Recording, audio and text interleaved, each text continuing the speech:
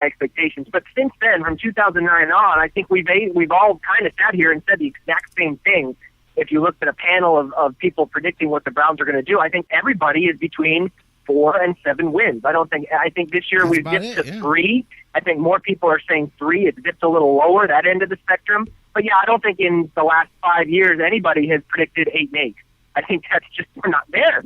That's 5 straight years, 6 straight years of just expecting below average, expecting not even mediocrity, below 500 football at the most optimistic time of the year. So that speaks volumes. I mean, it really does speak volumes, particularly in the NFL, where, as we've talked about ad nauseum, a couple players, a nice free agent, a nice draft, you can go from 5-11 to 11-5 real easy, and yet we're sitting here making the same predictions year after year after year for the Browns.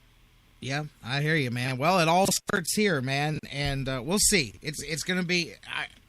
We'll have a lot more knowledge about this team, like we just got done saying, on Tuesday on Monday than we do today. But we'll see, man. And maybe we'll start talking about the Cavs then. Maybe Monday is when we start talking about the Cavs. Come on, we're gonna keep talking about the Indians because before you go, you heard me. I'm not. Listen, man. I'm not joking here, man. And I'm gonna be up on the rooftop screaming it when it's over.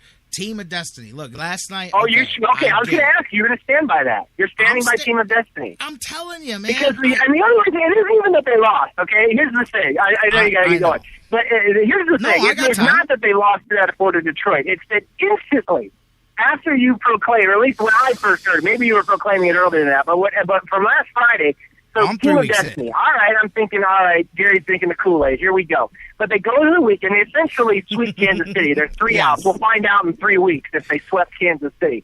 And thinking, Jerry may be onto something here, huh? But then it starts to rain minutes before, cleaning up the sweep that would have been, a very big boost and a big momentum swing going into the last stretch of the season. I'm thinking, Team of Destiny. That's not typically what would happen with a Team of Destiny. Oh, well, that's not what happened. Then they go out and lose 12-1 in what should be the biggest home series of the year. Against their arch rival.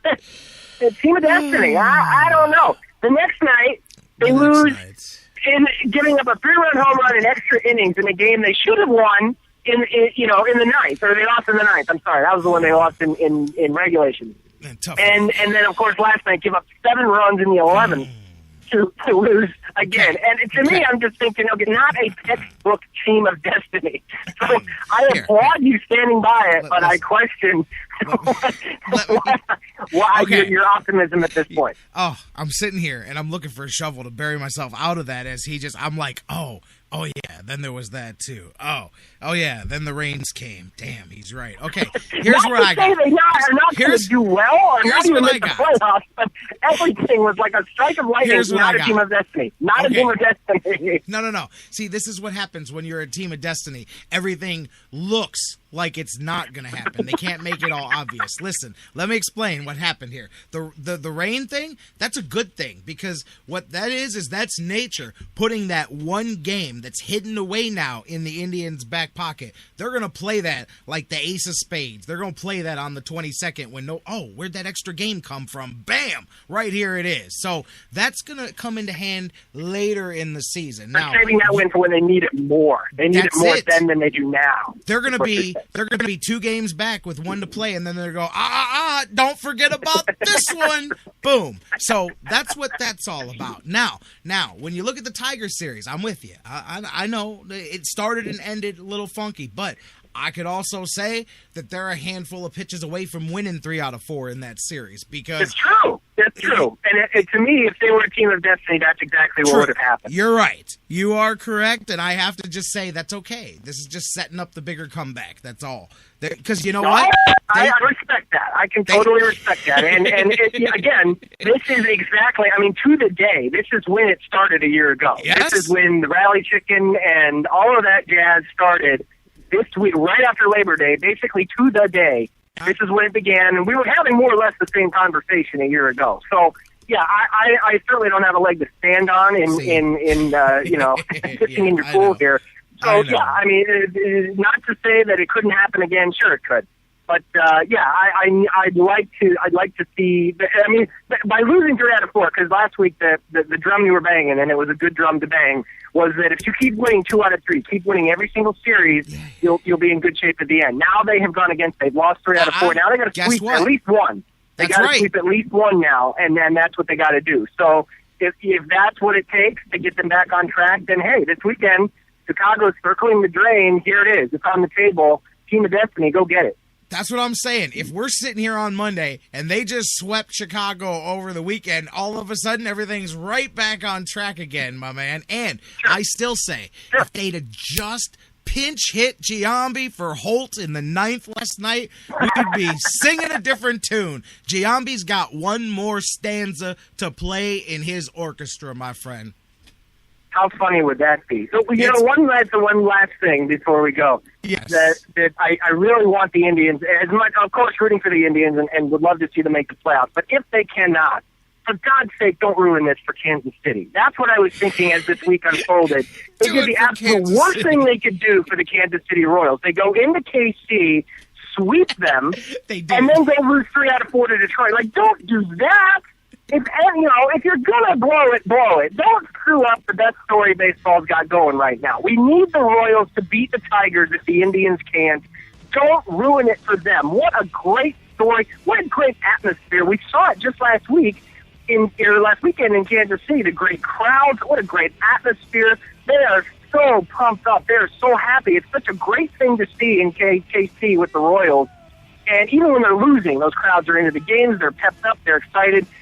Don't screw this up, Indians. America really wants KC in the playoffs. We'd love to see Detroit and the Yankees not make it. So do your part. If you're going to blow it on your own time. Don't blow it for Kansas City. I'm telling you, man, I want them both to make it. Cleveland and Kansas City both make it. Yeah, absolutely. Just don't sabotage KC with Detroit as the benefactor. Please. Could you imagine a playoffs? Whatever you do, don't do that. Imagine, though, a playoffs with Oakland and Cleveland and Kansas City all making the playoffs with their payrolls and their fan bases. That would be for real, wouldn't it? I'm telling you, man. Tampa's like, hey, man, what about us over here, too, man?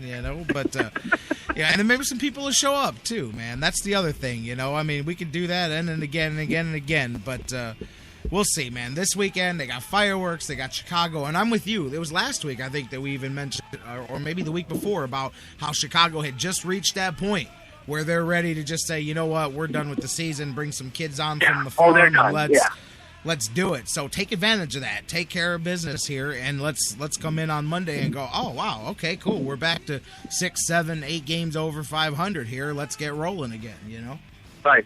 And that's what they did last year. They took advantage of playing teams who were mailing it in and coasted that into the playoffs. So the stage is set. They have a couple more significant series to go.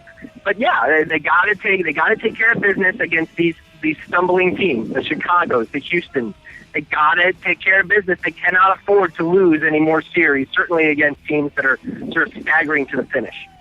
For sure, my man. JK, I'm with it, man. I'm telling you, we got a long time to talk about Cavs, although it is amazing. I was mentioning it yesterday. They hit me up with the email for Media Day credentials. I'm like, September 25th. Wow, it's already time. 3 weeks from now is Media Day. 3 weeks from today is Media Day, and then training camp starts right after Symbolic that, that it's the 25th, so just like Christmas, right? We're counting down now to the 25th day of the month. Yep. And I'll tell you what. I'll tell you. I knew this was coming. I have had, and I don't expect to have any problems, but who knows, because I'm just little old J-Rock over here. But I've had no problem at all. I've had credentials from the Cavs for 5 years now. I get full season credentials, the good plastic ones. I'm good, This year's email was a bit longer than the traditional email. And, each media outlet is required, and they got capital letters and underlines and red and all that stuff now. And you got this whole thing you got to fill out, and they make it very clear that last year's media credentials are not a guarantee of getting media credentials again this year, because there's going to be extreme space limitations. And I'm like, that's because there was like 14 of us for the last 4 years. Now everybody and their mother is a member of the media now. you would like to think that would be rewarded. I know that it's not in all cases, but you would like to think that the guys who have been there in the darkest days, you and the other 14 who have been there these last few years through the dark times, I would seriously hope that would be taken into consideration and that you guys would be rewarded for that persistence and loyalty over, Johnny-come-lately who trotting down for their coming to see their first Cavs game in 5 years. You know what I'm saying? It's like, those beat writers that covered the Indians, during the 80s, and then they can't get a seat in the press box at Jacobs Field. Not the first time, won't be the last time. I love it, man. The old... Hey, I'll tell you what. The Browns' last regime was terrible with their relations with. That's a tricky line to walk there. But anyway, so that's coming down the lines too. But I'm not looking ahead, man, because the Indians are rolling. And hey, I'm telling you, man. By the end of this show, I may call the upset, man. You guys are all talking me into it because everybody's leaning the other way, and now I got to go against the grain. I just have to do it. Like. That's just part of my nature. If everybody's saying no, I say next week the Browns will be the team of destiny, right? That's it. Well, come on now. I can close my eyes. There's a limit even for you. I can close my eyes and visualize the Indians closing this gap. I didn't say nothing about the Browns. I just think they're building that takes much more expensive drugs than we can afford right now. The Indians are in the hunt. The Browns would have to get to the hunting grounds before we can even talk about being in the hunt. You know what I'm saying? Yeah, true enough. Yeah. All right. I'm with it, man. JK, hey, you know what? Next week, another week goes by. We'll know where the Browns are standing after this. We'll see heading. Yeah, we'll know a lot more about the Indians and Browns by this time. And like I said, maybe talking Cavs. We'll see how it goes. Buckeyes too. Let's see what happens. I think they handled Virginia Tech, but hey, it's different than Navy. Let's see if perhaps they hold off the upset bug, because I do see one or two of those hitting them this season. I just don't know which games they're going to be quite yet. An educational weekend, to be sure. That's it. Let's learn some stuff and have some fun. Football is back. Say what you want. It's always exciting, at least until reality hits you. So kickoff is coming. A lot of people partying and tailgating. And hey, man, if that's your thing, let's do it. It is football season again. True enough. Yes, this is what people wait all year for. That's all that matters. Like they go, hey, listen, man, I've been doing this forever. They haven't won games since 1984, man. I don't care about that. I'm just happy for football, Yeah, it really is. It's really become the national game. Honest to God, it really has been. That's it. All right, JK, have a good one, my man, and I look forward to catching up with you next week. Same to you. Looking forward to it. All right. Jonathan Knight, Sportswriter extraordinaire, my main man. Every Friday, he's with us here on the Sports Fix. Man, good extended hour conversation here today. All right, guys, let's take a break. Let's get you some news, and I'll tell you what.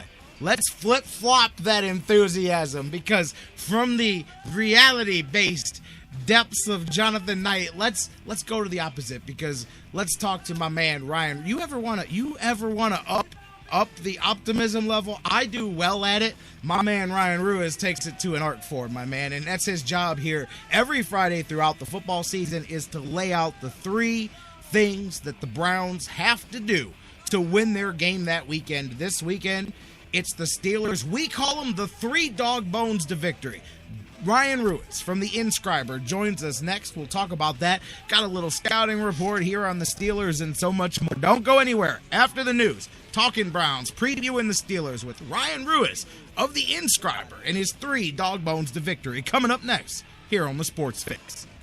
Cause me and Steve, you see, we're gonna be sending on the fucking side. Busting out and a breaking ground. The Sports Fix, your choice for intelligent talk. That was wonderful. Bravo! I loved that. Oh, it was great. Intelligent talk. Well, it was pretty good. Well, it wasn't bad. Well, there were parts of it that weren't very good, though. It could have been a lot better. I didn't really like it. These guys must be on the wrong station. It was pretty terrible. It was bad. It was awful. It was terrible. Get them away! Hey, boo! Boo! The Sports Fix. As we head into this break, I just want to remind you the Sports Fix, proud to be partners with Quickman 15 Canal Road, just under the 480 bridge in Valley View, Ohio. Bill Hershey and Bill Opalich, I tell you about them each and every day. They'll take care of you. Number one, huge Cleveland sports fans, but they're good people, hardworking people, trustworthy people. I don't just come on here, I tell you this all the time, I don't just come on here and talk about places and people that want to buy advertising on the show. I talk about people and products that I believe in, and Quick Lane at Valley Ford Truck is one car, van, commercial, commercial vehicle, big or small, it doesn't matter. They'll fix them all. They're the home matching set of tires cheaper anywhere else, and they'll match the price, guaranteed, no questions asked, no matter what it is. Hey, and they understand in 2013 that there's transportation issues. People need to get to school, to work, to daycare. All those things need to get done, and the car needs to get fixed, and they'll figure out a way to make that happen for you.